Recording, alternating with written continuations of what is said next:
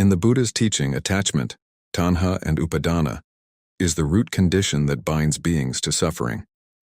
He did not speak of attachment in only one form, but as something that arises through the six sense doors, eye, ear, nose, tongue, body, and mind, each connecting us to objects that stimulate desire, aversion, or delusion. Attachment through the senses. The Buddha explained that attachment can arise toward prakriti form and appearance. What we see, sound, what we hear, smell, taste, tactile sensations, touch, bodily pleasure, mental objects, memories, fantasies, ideas. Each of these, when clung to, can disturb the mind. Even a single sense attachment, such as craving for beauty, praise, or pleasant sensations, can generate restlessness, jealousy, fear of loss, and dissatisfaction. This is why the Buddha described sense pleasure as temporary, unreliable, and followed by stress. Why sexual attachment is especially powerful.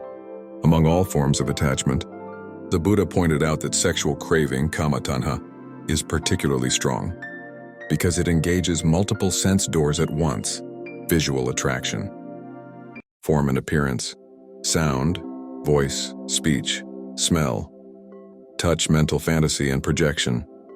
Because all these senses converge, sexual attachment becomes intensely reinforcing. It easily gives rise to obsession, possessiveness, comparison, and emotional suffering. The pleasure is brief, but the craving renews itself again and again, strengthening the cycle of attachment and dissatisfaction. The Buddha did not condemn desire with moral judgment. Rather, he analyzed it with clarity and compassion, showing how unchecked craving leads to loss of inner peace, distortion of perception, harm to oneself and others, continued wandering in samsara, the cycle of rebirth. The deeper danger, identification. The most harmful aspect of attachment is not the object itself, but identification, the belief that this pleasure, this body, this relationship is mine, is me, is myself. Sexual attachment often strengthens this illusion of self more than other cravings, making it harder to see impermanence and non-self, anicca and anatta.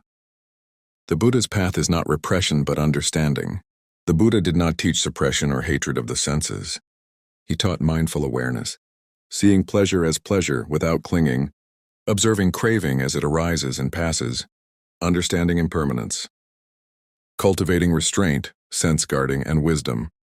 Through meditation, ethical conduct, and insight, the practitioner learns to enjoy life without being enslaved by it.